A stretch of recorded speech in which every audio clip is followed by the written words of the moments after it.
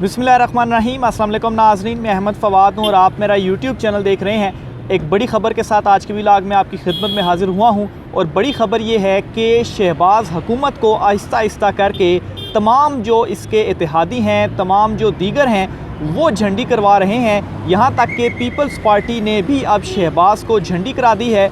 बड़े घर से भी बड़ा एक जो इनकार है वो हो चुका है। इलेक्शन कमीशन की जानिब से इलेक्शन की जो तैयारियां हैं वो भी की जा रही हैं। कुछ अहम और एक्सक्लूसिव डिटेल्स हैं नून लीग के अंदर इस वक्त ख़ास तौर पर इन तमाम तर चीज़ों को कि इलेक्शन को किसी तरीके से डिले करवाया जाए, क्या कोशिशें जो है वो की जा रही हैं, इस पर कुछ चीज़ें आपके सामने मैं रखूँगा।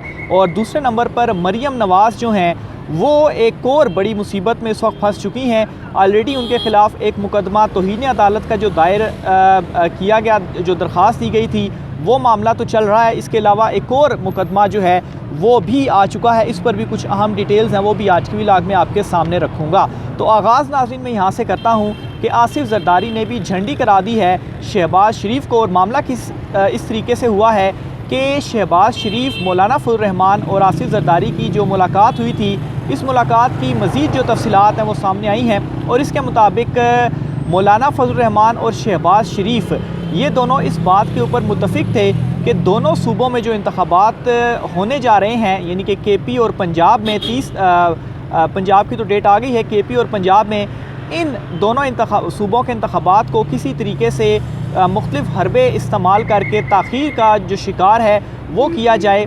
और यहाँ तक कि सिक्योरिटी का मसाइल जो हैं वो बताया जाए केपी में, और बजट के हवाले से भी चीज़ों को बताया जाए और ताख़ीर जो है वो किसी तरीके से इन इंतख़ाबात में की जाए। इस पर इत्फ़ाक़ इन दोनों में हुआ, लेकिन पीपल्स पार्टी आसिफ जरदारी जो हैं वो इस बात के ऊपर इन दोनों से एग्री नहीं हो पाए।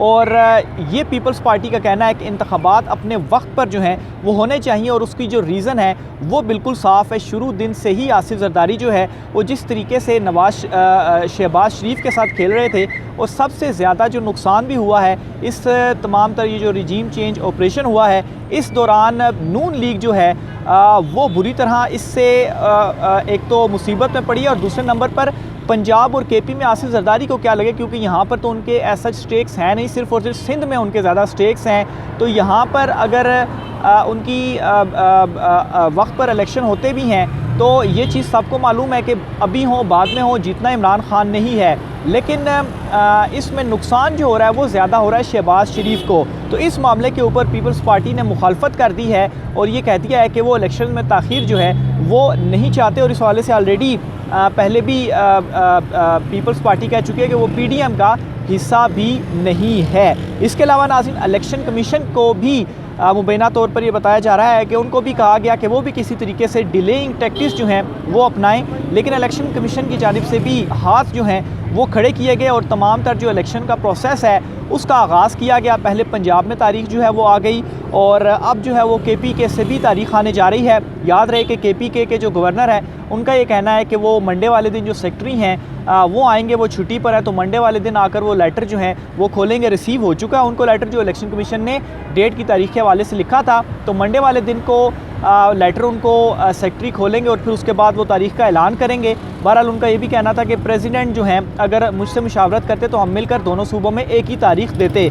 तो बहरहाल आपकी जानिब से तो बड़ी ताख़ीर जो है वो की गई, यहाँ तक कि सुप्रीम कोर्ट ने ये भी करार दिया गवर्नर केपी के हवाले से कि आपने अपनी आइनी ज़िम्मेदारी जो है वो पूरी नहीं की। तो पहले जो है वो आप सोए हुए थे, डिलेइंग टैक्टिक्स आप अपनाते रहे, और आप कह रहे हैं कि प्रेसिडेंट और हम जो है वो मिलकर कोई तारीख देते। तो बहरहाल केपी से भी मंडे वाले दिन तक तारीख आ जाएगी। फिर इसके अलावा इलेक्शन कमीशन ऑफ पाकिस्तान जो है वो मंडे वाले दिन को ही इलेक्शन जो शेड्यूल जो है वो भी जारी करने जा रहा है। तो इसलिए इलेक्शन कमीशन की तरफ से हाथ जो है वो भी खड़े कर दिए गए हैं कि नहीं, अब सुप्रीम कोर्ट ऑफ पाकिस्तान का भी फैसला आ चुका है, तो हम जो है वो उसी तरीके से मामलात को, जो प्रोसेस है उसको लेकर चलेंगे। इसके अलावा नाजरीन अहम हलकों की जानिब से भी इस वक्त ये दावा किया जा रहा है, बल्कि इस हवाले से एक मोहम्मद मालिक साहब जो हैं वो भी ये ख़बर ब्रेक कर चुके हैं कि अहम हलकों की जानिब से भी, यानी कि वज़ारत दफ़ा आप कह लें कि उनकी जानिब से भी सिक्योरिटी के हवाले से कहा गया कि आइन और कानून के मुताबिक जो चीज़ें हैं उनको वो लेकर चलेंगे। नहीं तो शहबाज शरीफ की जानिब से इस तरह के भी जो बहाने थे वो बनाए जाने की कोशिश जो है वो की जा रही थी। तो बहरहाल अब एक जो मामला रह गया है बजट के हवाले से, ये चूँकि हुकूमत ने ही प्रोवाइड करना होता है, तो इसके ऊपर ये हुआ है कि इलेक्शन कमीशन ने अभी तक लेटर्स जो हैं वो लिखे नहीं हैं। आज सैटरडे संडे है, शायद छुट्टी होने की वजह से ये लेटर नहीं लिखे जा सके। बहरहाल मंडे वाले दिन को इन लेटर्स को लिखने के हवाले से भी डिटेल सामने आ रही हैं कि ये लेटर्स लिखे जाएंगे और जो बजट है वो मांगा जाएगा। और इस वक्त इसी चीज़ का ही इंतज़ार किया जा रहा है हुकूमत की जानिब से कि इलेक्शन कमीशन हमसे सिक्योरिटी और बजट मांगे और फिर उसके ऊपर हम कोई ना कोई जो बहाना है, हीले बहाने से काम लेकर इलेक्शन को जो है वो डिले करवाएं। बहरहाल इस वक्त तमाम हरबे जो वो अपना सकते थे उनमें तो उनको नाकामी हुई है। बहरहाल इलेक्शन कमीशन के वाज़े ये जो जब वो रिटर्न में ये चीज़ें देगा तो फिर उसके बाद ही कोई जो रिटर्न में चीज़ है वो हुकूमत की जानिब से सामने आएगी। इसके अलावा नाज़रीन, मरियम नवाज़ जो हैं वो एक और उनके ख़िलाफ़ जो मुकदमा है वो दर्ज किया गया है। और मामला इस तरीके से हुआ है कि उनका जो जलसा था, गालबन गुजरावाला में उनका ये जलसा था और इस जलसे में हुआ ये, इस हवाले से कुछ रिपोर्ट्स जो थी वो भी सामने आई कि मरियम नवाज़ के जलसे के लिए जो सरकारी पार्क था वहाँ पर लगे जो झूले थे और इसके अलावा जो दरख्त वगैरह थे वो बाकायदा तौर पर काटे गए।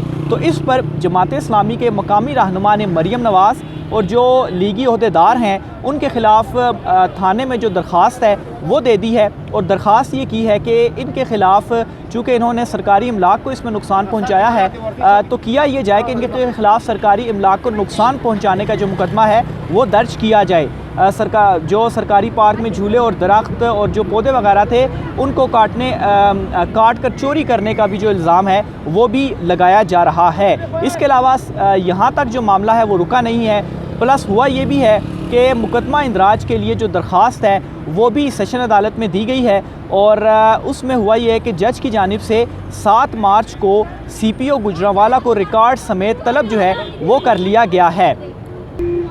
इसके अलावा पीपल्स पार्टी के हवाले से एक और ख़बर भी आपको शेयर करता चलूँ। पीपल्स पार्टी ने पार्टी टिकटों की तकसीम के लिए अपने जो तमाम उनके वर्कर्स हैं, कारकुनान हैं, जो रहनुमा हैं, उन तमाम से दरख्वास्तें जो हैं वो तलब कर ली हैं। और पीपल्स पार्टी ने कहा है कि 8 मार्च को ये तमाम जो दरख्वास्तें हैं वो आप भेज दें ताकि उसके बाद पार्टी टिकट्स जारी करने का जो सिलसिला है उसका भी आगाज़ किया जा सके। क्योंकि इलेक्शन जो हैं उससे जो शेड्यूल जारी होगा तो उसमें सबसे पहले यही करना है कि नॉमिनेशन पेपर जो हैं वो जमा करने हैं, तो उम्मीदवारों के नाम आना जो है वो सामने वो लाजमी है। तो बहरहाल पीपल्स पार्टी ने ये भी कर लिया है कि नून लीग एक तरफ डिलेइंग टैक्टिक्स अपना रही, तो पीपल्स पार्टी ने ये भी स्टेप उठा लिया है कि टिकटों की तकसीम के लिए पार्टी से जो है वो जो दरख्वास्तें हैं वो तलब कर ली हैं और 8 मार्च की जो डेट है वो लास्ट रखी गई है कि 8 मार्च तक आप जो अपनी ये डिटेल्स हैं वो जमा करवा दें।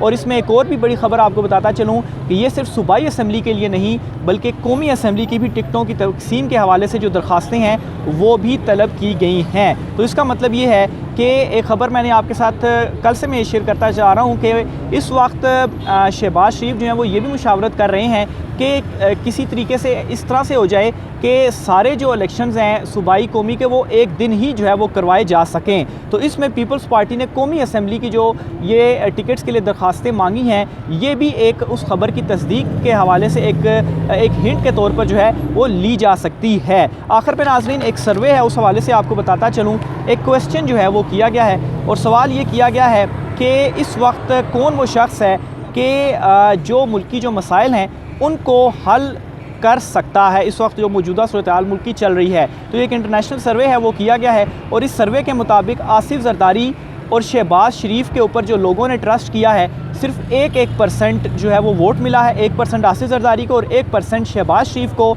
जबकि बिलावल भुट्टो का जो परसेंटेज है वो 2 है, यानी कि 2% लोगों ने उनके ऊपर ट्रस्ट किया है। और नवाज़ शरीफ के ऊपर 18% उनके ऊपर लोगों ने ट्रस्ट किया कि 18% लोग ये समझते हैं कि वो मसाइल का हल कर सकते हैं। जबकि इमरान खान को अगर आप दूसरी साइड पर देखें तो इस सर्वे के मुताबिक 50% लोग ऐसे थे जिनका ये मानना था कि इस वक्त इमरान खान तमाम मसाइल का जो हल है वो उसके पास मौजूद है और वो इन मसाइल का हल कर सकती है। यानी कि टोटल में देखा जाए तो 22% जो है वो दीगर जमातें और अकेला इमरान खान जो है वो 50% जो है उसके ऊपर लोगों ने एतमाद का इजहार किया है। इस वाले से मज़ीद जो भी होता है आपके साथ मैं शेयर करता रहूँगा। राय का असर कमेंट बॉक्स में कीजिएगा। आज के व्लॉग से इतना ही, मुझे इजाज़त दीजिए। अल्लाह हाफ़िज़।